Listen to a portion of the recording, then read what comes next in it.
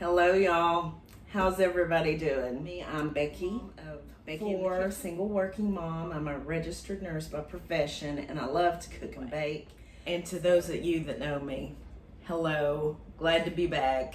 Glad to see you again. I am really excited about this recipe that I'm about to do for y'all.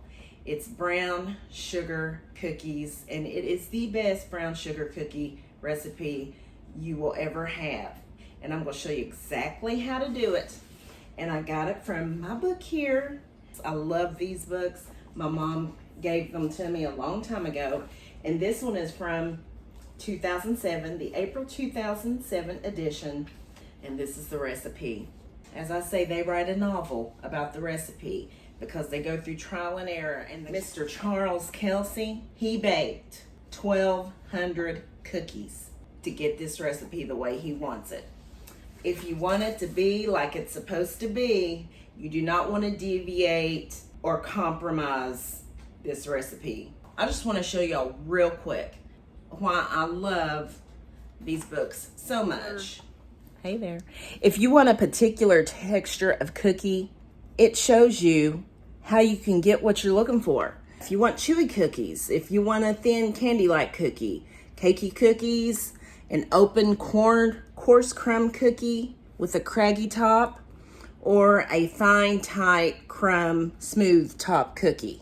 I mean, it gives you all the hows and whys to get that. With a lot of the chemistry and baking and different things and cooking.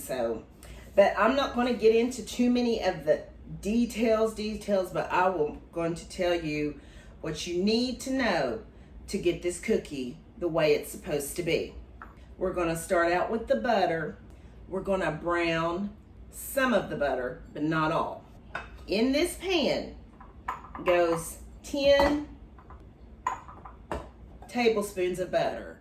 And when you brown the butter, it really intensifies the flavor of the cookie. However, you don't want to brown all the butter because it could change the texture of the cookie, and it could make the flavor of the brown butter a little too bold. I don't want to talk too much in this video, but I feel like I need to tell you these parts of the article so that you will get your cookie the right texture. Because see, the cookie, I should have told y'all this earlier, my goodness. The cookie is supposed to be crispy around the edges and chewy in the middle. Just stir it a little bit while it's doing this, and that will help to keep it from burning. Certainly don't want your cookies to taste burnt. Okay, I want to show y'all. See if you can. Can you see that? Okay, that's the browned butter right there.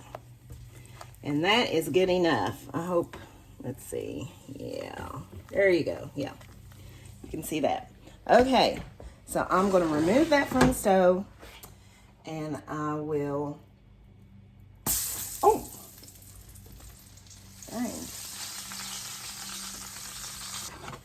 Let me move that over here. All right, y'all, bear with me. Let's head back over to the island.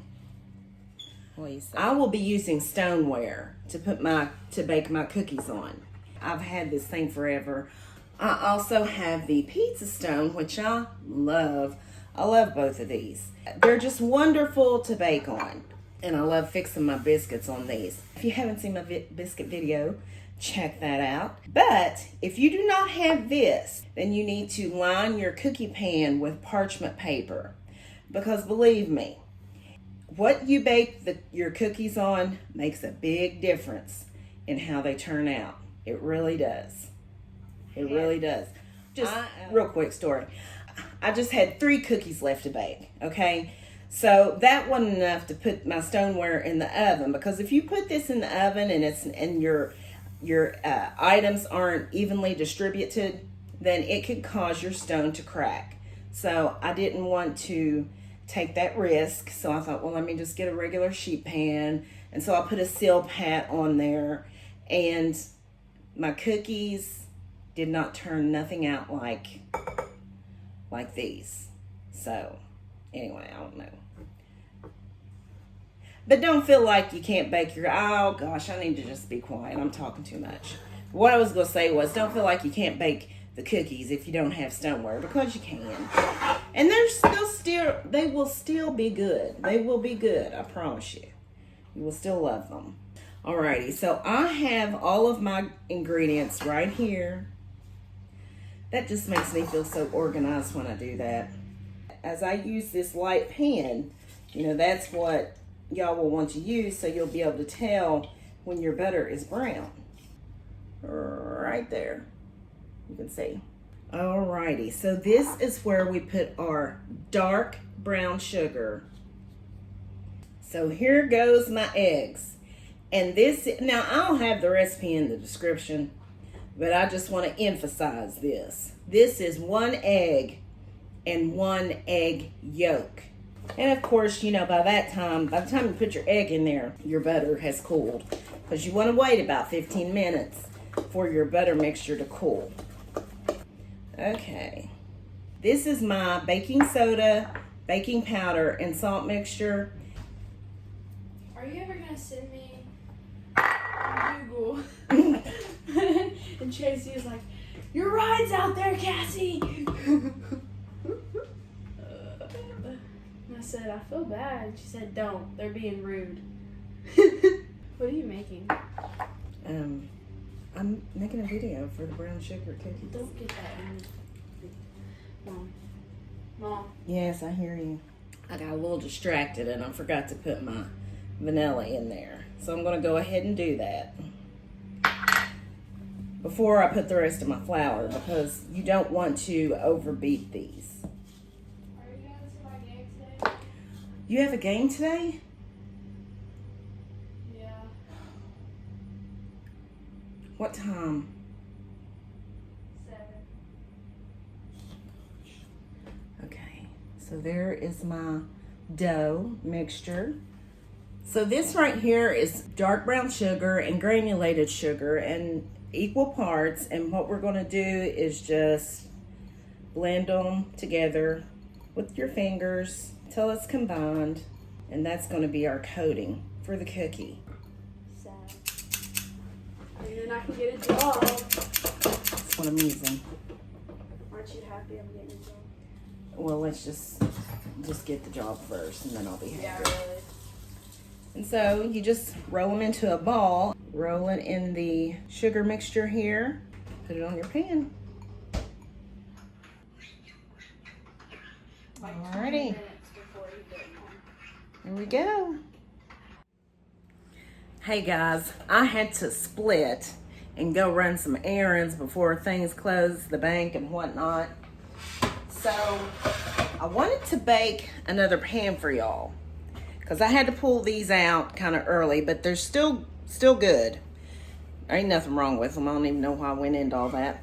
That's what they're supposed to look like. You want to get that crackle in the top. Now, I bake these for about 12 minutes on here.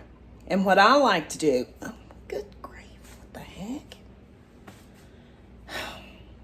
What I like to do is, when I'm using this, I use this one, and then I use my other stoneware bar pen.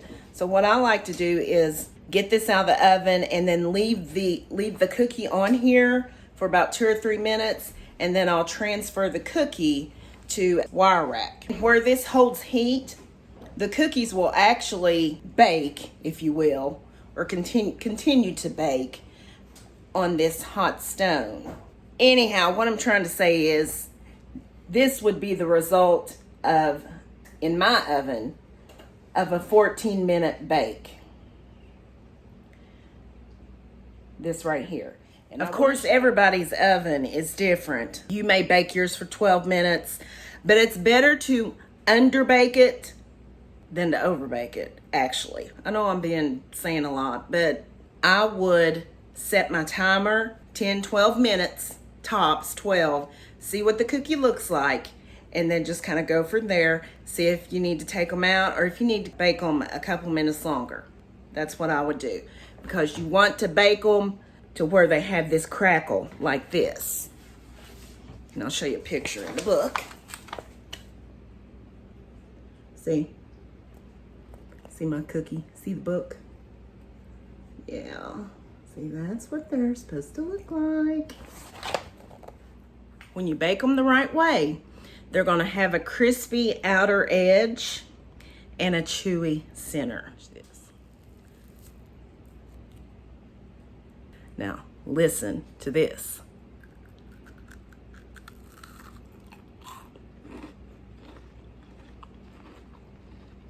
You hear that crunch? This is a really good cookie. Listen to the outside again.